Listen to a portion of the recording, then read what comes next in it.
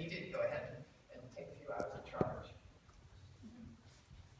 In terms of looking at other facets of our innovation economy, look what's happening in terms of on-demand services using cell phones. Of course, we all are becoming increasingly addicted to Uber, but things like Urban Sitter, one of our portfolio companies that is on-demand babysitting, paying on your phone and things like that. This is becoming a ubiquitous approach. It's so easy and it's convenient. Well, it's actually happening in energy, and interestingly enough, it's happening in the developing world before it's happening here. A company called Off-Grid Electric in Tanzania and Mkopa in, I think it's in Kenya, as well as Luminate is similar to this, the company that won the Shark Tank.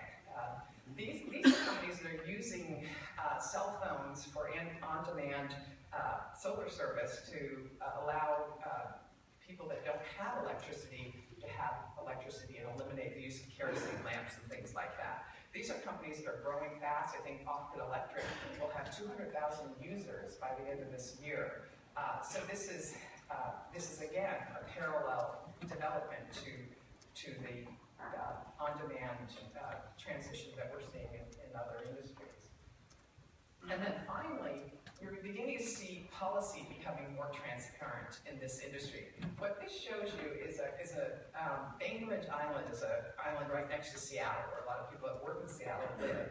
It's very, very nice, very rural. And one of our companies, which makes a flow battery storage unit, it's one of its first systems here. They have 3 substations there, and the folks on this island needed a stronger grid. And so the utilities approach, the first idea was put another substation.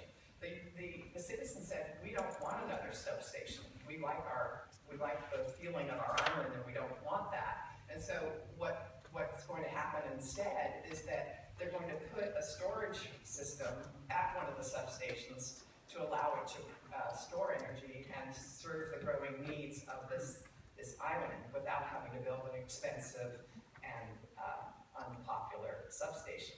So this is really going to happen increasingly, and it really shows you that more and more you'll be able to have a say in what your energy footprint looks like, not only in your own home or in your own car, but in your own community.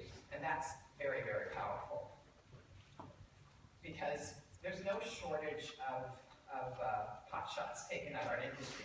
Anyone that's been in this field for a while knows that. So what we have done to try to combat that trend is we have written some reports over the years, and they're all on our website, and please use them whenever you feel you need to get some facts to support what you're doing in mixed studies, as we often have to do. So I'm just going to go through some of these myths and show you why they're myths, and you don't need to accept them. And hopefully this will give you some ammunition. The first one is one that we've all lived with for many years. It came up in the Solyndra era, way back when the politicization of clean energy was at its most intense. There's a myth out there that renewables are propped up by subsidies. And we did a report several years ago called What Would Jefferson Do? That just really showed, actually compared to the early days of oil and nuclear, the subsidies that renewables have now are actually much less than how we subsidized earlier energy transitions. And it was a good idea to subsidize the development of oil back in 1917. It led to a very prosperous century for us. Same with nuclear. We didn't know, of course, at the time that there were these issues, and now we have to fix that. And the problem is that some of those subsidies that are on the books, the tax code, have been around for 100 years, and so we need to level the playing field.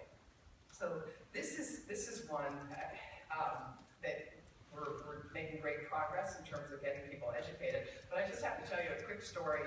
The Wall Street Journal had a clean energy conference in Santa Barbara a few weeks ago, and I was in LA, and one of our investors invited me to attend.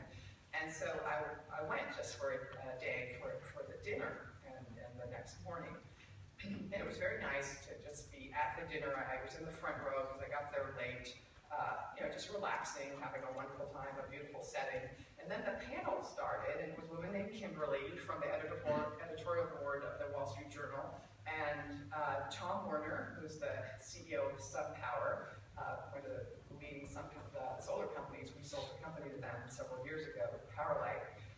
Ted Nordhaus, who runs the Breakthrough Institute, which is kind of a sort of a renewable/nuclear think tank. And then the legendary T. Boone Pickens was on this panel. And they, all of a sudden, the atmosphere of the room changed. There were about 500 people. Kimberly started talking about the radicalization of clean tech and this group of students named 360.org. That's what she said. And then T. Boone started saying, there's no such thing as energy, as oil subsidies. There aren't any. Not there are some, or they're not what they used to be. He just said flat out there are none. And because he's T. Boone Pickens, he's iconic. He can say that. And the other panelists were just having trouble getting anything out of him in terms of maybe there is an issue here. And Tom Werner saw me in the front row. It was just getting so heated. And he said, Nancy, help me out. and so because of the study, and I kind of have this in my mind, I was able to, first I pointed out to Kimberly that it's actually 350.org. It's not 360.org. And then I pointed out that that in terms of people supporting a clean energy economy, people like Arnold Schwarzenegger and George Shultz were right up there in terms of people that I listened to, and I didn't consider them to be radicals. And then I went into these data about subsidies, and as my daughter said, I took a chill pill, and I was like calm.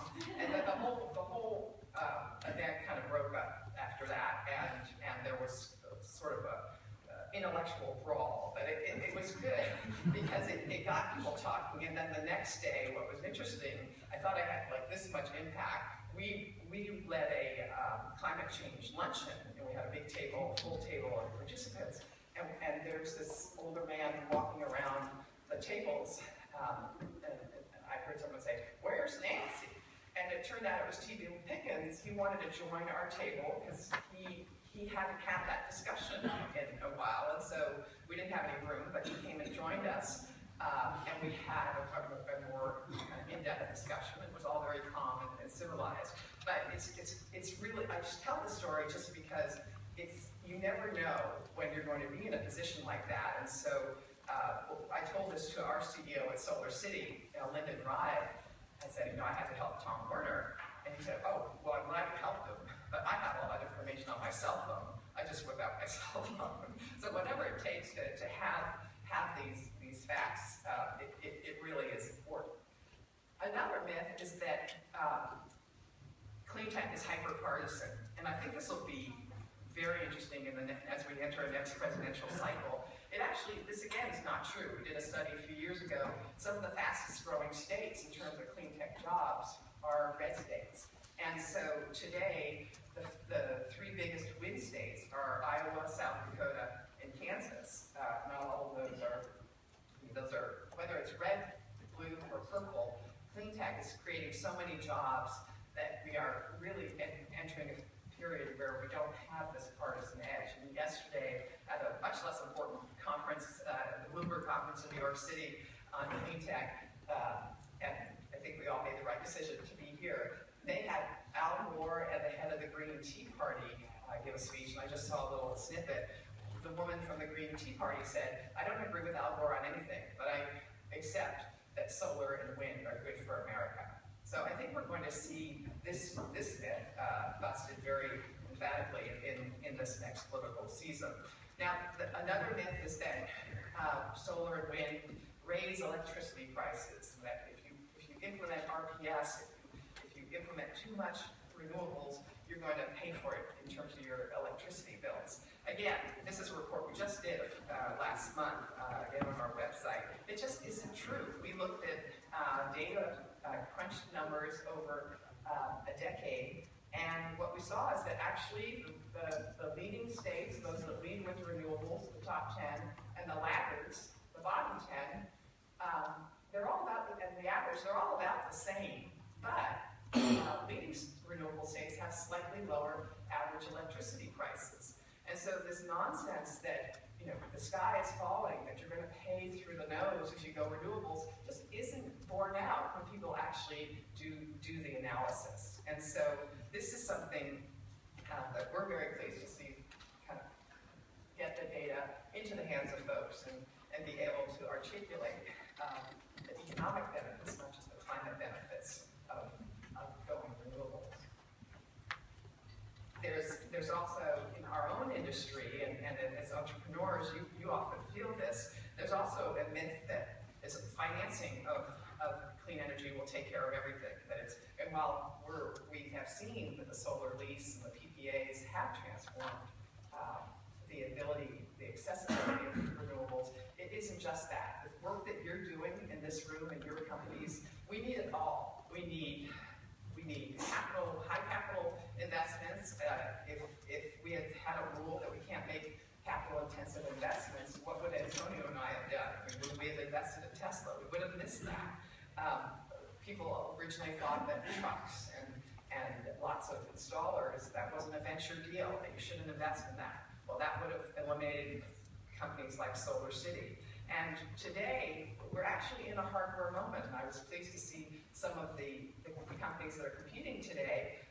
We do need better innovation. We need better technology. One of our companies is a tracker system called Nextracker. It's one of our fastest growing companies because it reduces the overall cost of a solar system to put a tracking mechanism in it. And we're shaving off every penny to become cost competitive with incumbent industries. And so this is a myth that we kind of create for ourselves, and I think we need to step away. Whatever you're doing, building that business case, there's a room for innovation across many, many different technical fields.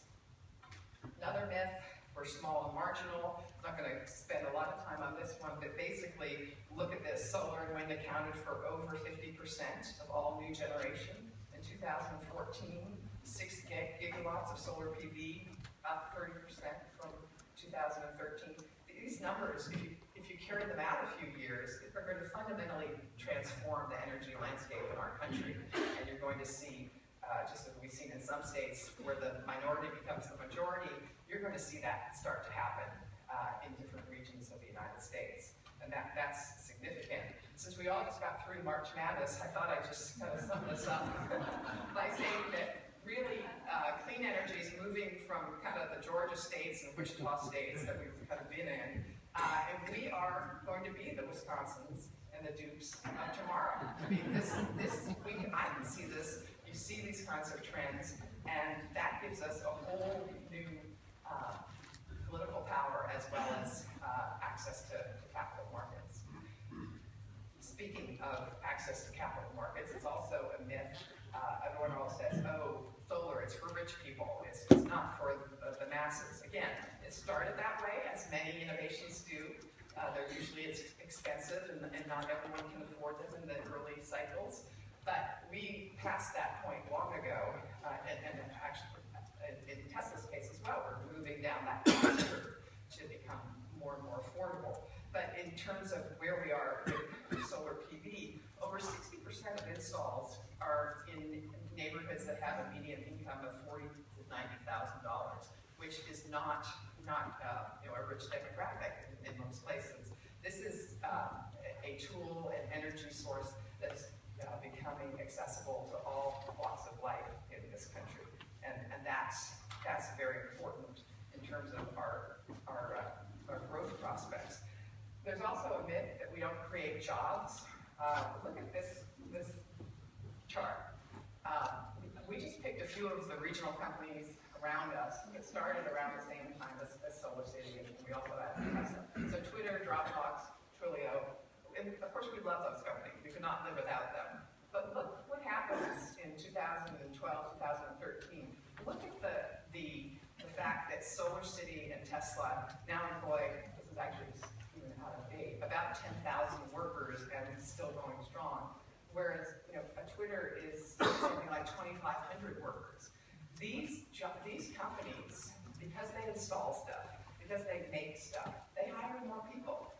And this is a potent weapon for the argument that you should invest in the sector and that you should have policies that support its growth. In terms of some factoids, America's solar energy industry today employs more than Apple, Google, Facebook, and Twitter combined. I don't think people know that. I mean, people don't view us as that large. And then in our own incumbent industry in California, there are more solar workers than there are at PG&E, Sempra, SoCalEd, and the Los Angeles Municipal Utility combined.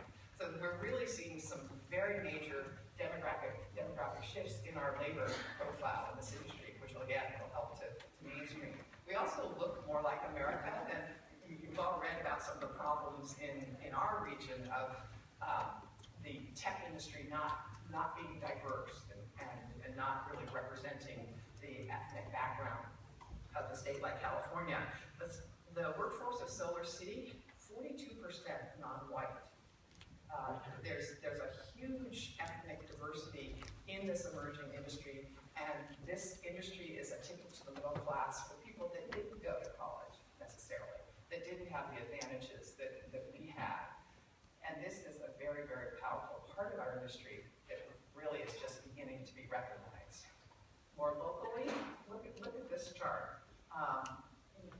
I don't think anyone ever talks about Iowa's wind industry as employing more people than agriculture. This is just taken from some recent data from the Clean Energy Group, Advanced Energy Economy. So we have tools here, we just need to start using them more. A few more myths. There are no public companies to invest in. That used to be true, and there's a huge choice, but over the years, there have been some great opportunities to develop a portfolio to allow people to invest in this sector, and there'll be even more as you see the success of some of the early entrants. Another myth is that we can't compete with the incumbents, that we're just not strong and noteworthy enough. Well, look at this chart. I really like this one. Look at Tesla and one of its incumbent predecessors, GM, and then look at Solar City and one of its incumbent predecessors, PG&E, one of the largest investor-owned utilities in the world, in the country. So PG&E and GM started in 1905 and 1908, so about a little over 100 years old. Solar City and Tesla, more or less a little over 10 years. So a century separates the founding of these companies. And yet look at their market capitalization, which is the value that investors put on the future growth of a company is really embedded in that market cap. So Tesla is already almost half the market cap of GM. It's only a decade old, and it's had 90 years. GM has a 90-year head start. Similarly, Solar City is about a fifth the size of PG&E, and it isn't even 10 years old yet. And then you've got Vivint and probably a company called Sunrun is rumored to be going public. You've got these companies chasing at the heels of these incumbents, and these circles are only going to grow larger because this is where our future is. So there are a lot of benefits to this. Cost of capital comes down when you have this kind of size. You're able to do acquisitions. It just helps our food chain when you have significant companies that are highly valued on our public markets. It helps you out there be able to do partnerships with companies like these. Two more myths here. I referenced the 350.org in that Wall Street Journal dinner. There is a myth that this divestment movement is just a fad and it's just students. I don't know if any of you are following what's happening on the Harvard campus this week. You have Tim Wirth there. You've got very senior people spending the night in the alumni office. So I think this is something that universities are always leading indicators in terms of social change. So it's important to take note of what's happening there. And the good news is that even if you don't agree with their tactics, you can we are the positive side of this movement. Clean energy is where you can invest those dollars should you decide to divest from traditional fossil. And it's all about that innovation. innovation cycle I talked about, which endowment officers have been investing in for decades. And so we have seen, we never had any interest from endowments before in our own firm in terms of our partners. And we're seeing really very significant interest now. So that's a change that is very important because there's a lot of capital wrapped up in foundations and university endowments. We've done a lot of work to help educate some of the endowment officers. There's a group, an association called NACUBO, where we've been able to dialogue with endowment officers and just give them the tools to make some of these decisions. So basically, what we're seeing is that the myth people have about our industry is that we're always on the defensive, whether it's car dealership laws or the PTC, the ITC, net metering, we're always having to fight, like the demonstration or the rally that we planned that Antonio talked about. We're always responding to assaults from outside. Well, that is changing, and let me just show you a tale of two cities. Another utility in Arizona, more recently than the one Antonio described, put a huge tax on solar, fee on solar. So much so egregious that Solar City on Monday, March 2nd, decided to sue that particular municipal utility.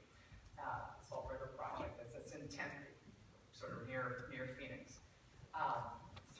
2 days later, Solar City announced it was opening an office in Albuquerque, which is really just almost due east, a little northeast of Tempe. So you've got Albuquerque. One state is opening an office, creating, I think they're going to hire 300 or 400 jobs, and one is shutting down solar, and they're miles apart. And what this is doing is creating haves and have-nots. You're going to have states that are holding on for dear life to that 20th century economy, and then you're going to have states that want the jobs, want the clean energy, want the choice, want all the good things, and they embrace it. And this is going to be a very important dynamic because you won't want to live in a state that is left behind, that has a 20th century economy. And so this is really offense. We're not going to take that. We are important to you. We create jobs.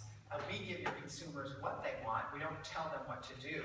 And if you don't have policies that support us, well, then we have choices. We'll go elsewhere. And so what this creates, that jobs, that consumer choice,